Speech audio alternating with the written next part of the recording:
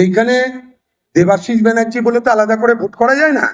আমি যেহেতু নির্দলে আছি, তাই তারা তো যারা ভোট দিয়েছে তারা বিগত দিনে আমার সাথে তৃণমূল কংগ্রেসই করেছে। তারা এখন একটু অভিমানী, যেহেতু দল টিকিট দেয়নি আমায়, তারা তার জন্য নির্দলে টিক দিয়েছে। তারা কি নির্দল হিসেবে কেউ চায় নাকি? নির্দলে থেকে আমি দেখছি না যে ওয়ার্ডের কোনো উন্নয়ন করা যায় না, কোনো কিছু করা যায় না, কাজ করতে গেলে কত অসুবিধা হয়, তারা তো সব জানে। তার জন্য তারা বোঝাতে চেয়েছে, সে তৃণমূল কংগ্রেসের ছেলেমেয়েরা হোক বা নির্দলে, তারা বোঝাতে চেয়েছে যে আমরা একসাথেই যাচ্ছি, এটাই বোঝাতে চেয়েছে। এটা ভুলভাল আপনার চিন্তা ভাবনা বলছেন, এটা মানে আপনার মনের মধ্যে ঘুরছে যে তৃণমূল কংগ্রেসে যাওয়ার আমি কোনো করছি। আমি কোনো তৃণমূল কংগ্রেসে যাওয়ার কিচ্ছু করছি না। আমি কোনো পার্টিতে কথা বলি।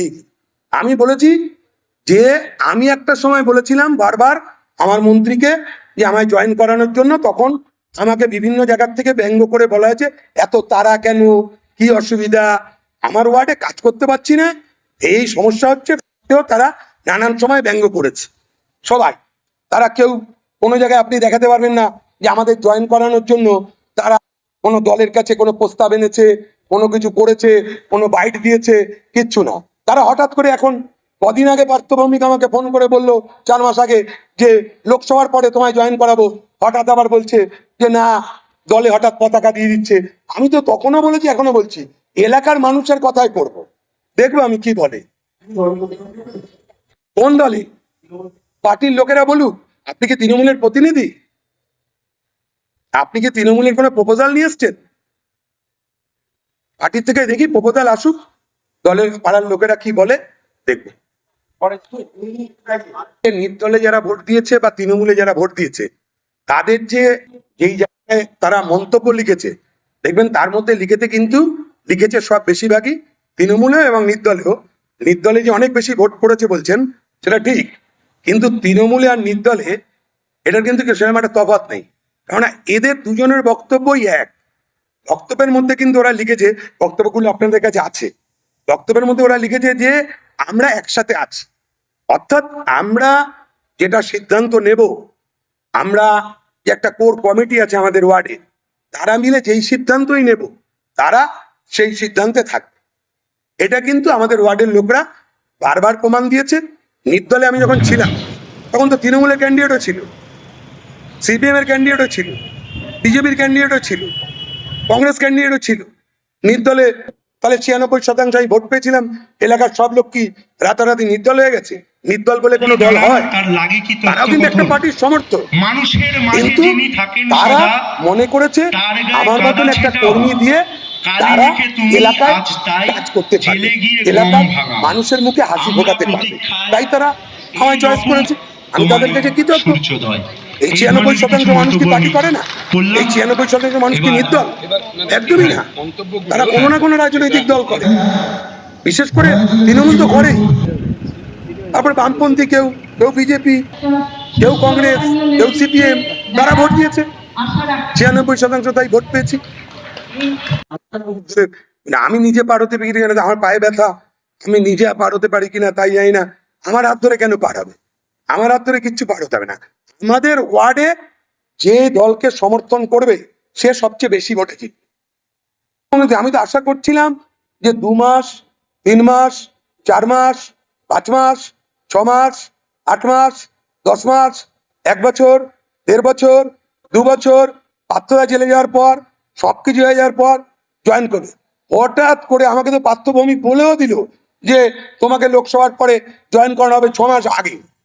তখন তো আমি বলছিলাম যে আমি এলাকার, তখন আমি ভেবে দেখবো বলেছি, আমাকে যে অডিও আছে শোনাতে পারি, তখনও আমি বলেছি আমি ভেবে দেখবো।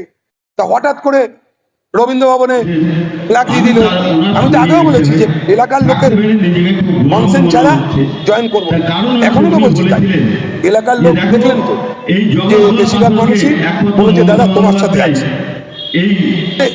এই ওয়ার্ডের ব্যাপার দেখবো, আমি অন্য কোনো তৃণমূলের সৈনিক বৈনিক আমি কি করি? আমি তৃণমূলের মধ্যেই নেই, কি করে তৃণমূলের কথা বলি? পার্টির কথা আমি বলতে পারি, আমি তো পার্টিতে নেই, আমি তো নিজে মেসেজ পাঠালাম, পেপার কাটিং পাঠালাম, ভিডিও বাইট পাঠালাম। তখন তো নেতৃত্ব আমায় ব্যঙ্গ করে বললো এত তাড়া কেন গো, এত তাড়া কেন? তোমার কি খুব দরকার আছে নাকি গো? যে এখন আমি যদি বলি ভাবমূর্তি, আমার ওনাদের কাছে কি প্রমাণ দিতে হবে যে আমি কতটা কাজ করেছি? রেজাল্ট বেরোবে, দেখে নেবে। ভাবমূর্তি, ওনাদের কাছে কার কাছে কোনো ব্যক্তিগত কারোর কাছে খারাপ ভালো এই প্রমাণ দিয়ে, মানে তার কাছে প্রমাণ দিয়ে ঠিক করতে হবে? 98 সালে যে আমায় প্রশ্ন করবে, সে 98 সালে তৃণমূল কংগ্রেস করেছে? কে প্রশ্ন করবে আমায়? তাকে তাকে ডাকতে হবে। সে 98 সালে ছিল, 99 ছিল, 2000 ছিল, 2004 ছিল। আমি আপনাকে বলছি, উত্তর হলো না, না, না, না। তারা তৎকাল তৎকাল তারা প্রশ্ন করবে, আমি উত্তর দেবো। আমার তাদের কাছে প্রমাণ দিতে হবে। আমি কি হনুমান নাকি যে বুক চিরে দেখাবো যে রাম সীতা বসে আছে? আমি কি হনুমান নাকি? আমার তো আপনার তাই মনে হয়? আমাদের ওয়ার্ড 100% প্রস্তুত। স্কুটনি থেকে শুরু করে সবকিছু হয়ে গেছে। না মিলে ঠিক করবো কোন পক্ষে, সেটা ঠিক হবে, তাকে জেতাবো এবং হাইট ভোটে জেতাবো।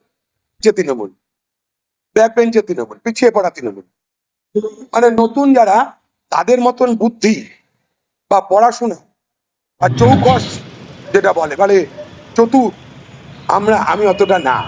আমার ছোটবেলায় আমার বাবা বলতো, তুই একটা তেমন কিছু করতে পারবি না, পড়াশোনাটা ভালো করে করলে হতো। তাও আমার ওয়ার্ডের লোক বলে আমার সাথে আছে, এটাই আমার মানে অনেক বেশি ইউজফুল।